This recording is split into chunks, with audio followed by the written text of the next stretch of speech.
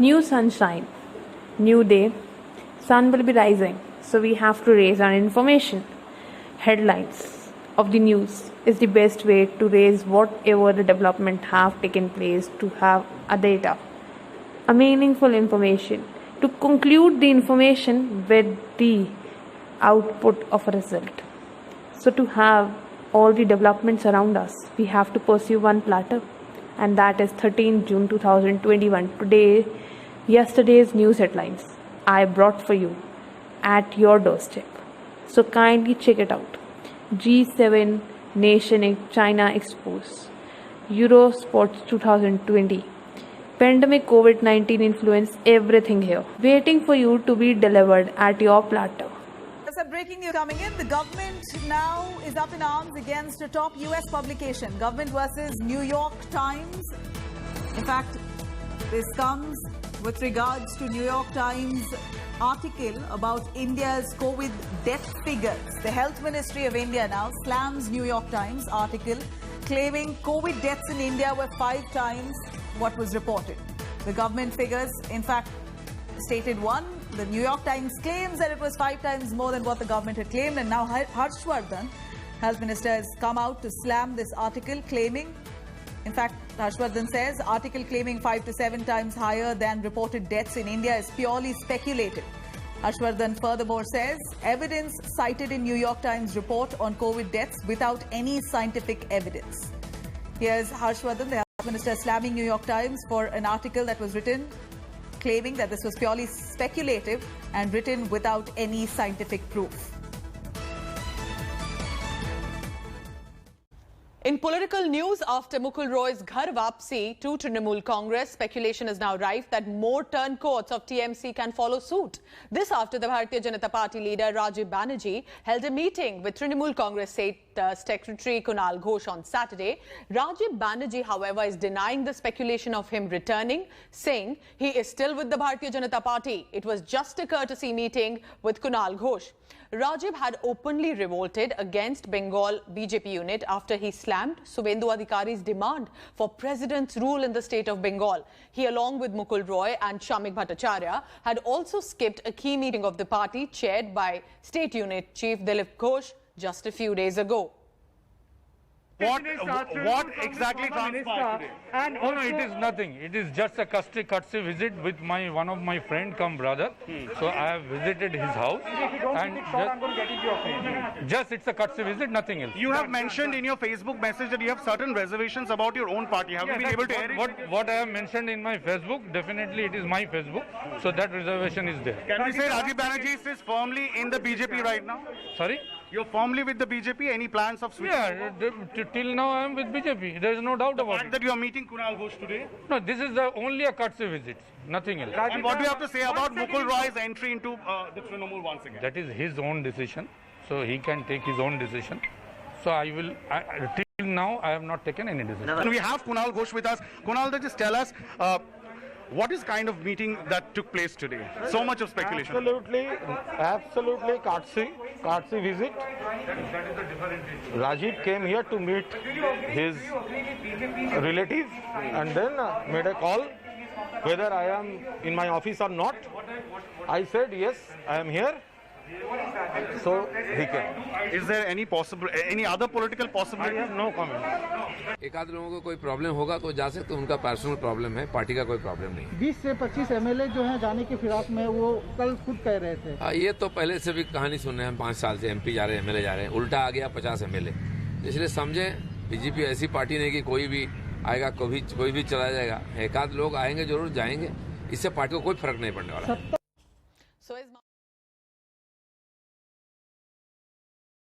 Meeting is concerned, but the Prime Minister didn't mention China specifically. Sources telling us that the Prime Minister spoke on open societies and the need for transparency. He also claimed that it is a natural ally, India is rather a natural ally of G7 as it is against authoritarianism and terrorism, which is a veiled reference to China. That's what sources are telling us about that particular meeting that took place, and of course also what the Prime Minister has mentioned during the meeting of the G7. So significant significant development over there. The G7 meeting, the Prime Minister, of course, was supposed to attend physically, could not do so, had declined attending physically, but has attended the meeting virtually. And these are the informations that are now coming in as far as the Prime Minister's speech is concerned, talking about, of course, the current situation, and also, of course, as far as the larger strategic interests of India are concerned. Let's listen into these reactions coming in. The leaders underlined their commitment to a free, open, inclusive, and a rules-based Indo-Pacific, and resolved to collaborate with partners in the region. He also made a strong pitch for the reform of the multilateral system based on the same principles of openness, democracy, transparency, and inclusion. The third session pertained to open societies and open economies. PM was a lead speaker in this session and highlighted India's civilizational commitment to democracy, to freedom of thought, and liberty. As the world's largest democracy, India is a natural ally for the G7 and guest countries to defend these shared values from a host of threats stemming from authoritarianism, terrorism and violent extremism, disinformation and infodemics, and economic coercion. Highlighting the revolutionary impact of digital technologies on social inclusion and empowerment in India through applications such as Aadhaar, the direct benefit transfer, and the Jan Dhan Aadhaar mobile trinity, the Prime Minister underscored the vulnerabilities inherent in open societies and called on tech companies and social media platforms to ensure a safe cyber environment for their users. Let's go right across to Srinjoy, who's joining us for more on this. Srinjoy, a lot that has happened at today's meeting as far as G7 is concerned. The Prime Minister also addressing the G7 and talking about how India has a shared interest with all of these countries in terms of being opposed, particularly to authoritarian regimes. Yes, absolutely, Madhav. When Prime Minister speaks of authoritarianism, he probably means China. And when he speaks about terrorism, he probably suggests Pakistan. And he spoke about terrorism, violent extremism, and authoritarianism all in the same time. Also, Prime Minister, very importantly, spoke of a free and open Indo-Pacific. Once again, when you speak of a free, open, and Indo-Pacific, you normally refer to the People's Republic of China. So the Chinese were the elephants in the room in Cornwall today. And the most important point that was made in passing, actually, was the government of India will actually consider the solutions to a replacement of the BRI.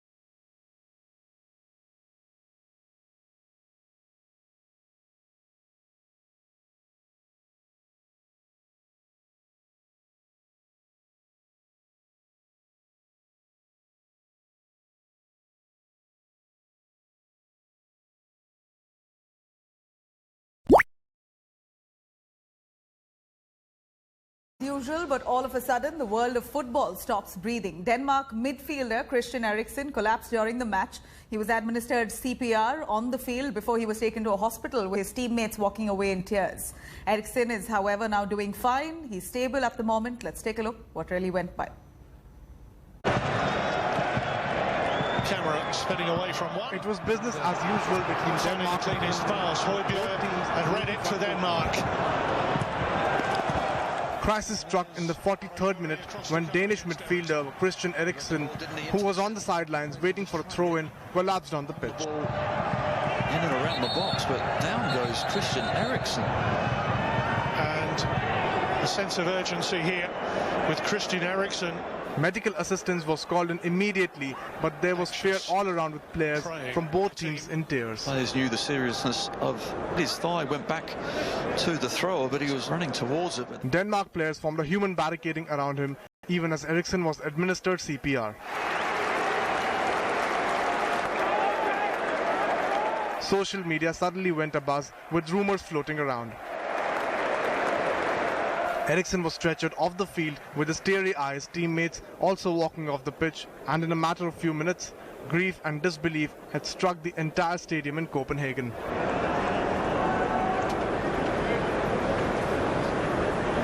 Well, those in the stadium can barely believe. The match was forced to be suspended after Eriksen's collapse, and messages of prayers for his life began to flood. Christian Eriksen.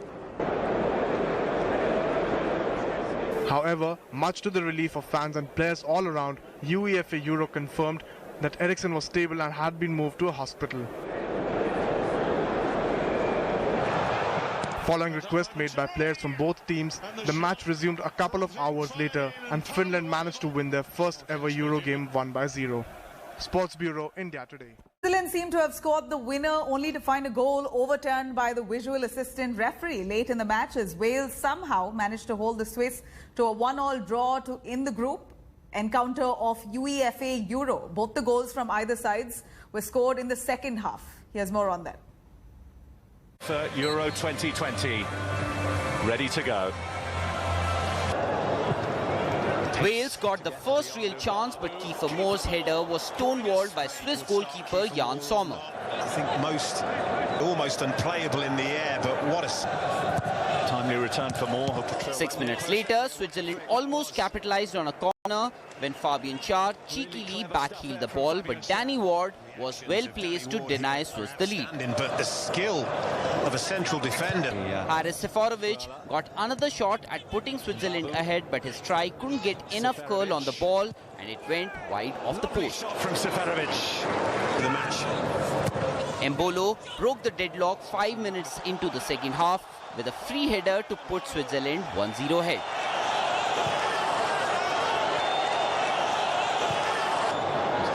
Man possessed in this second half, driving through the heart of Wales. Switzerland maintained their lead for a brief while before an unmarked Moore headed home to score the equaliser for Wales in the 74th minute.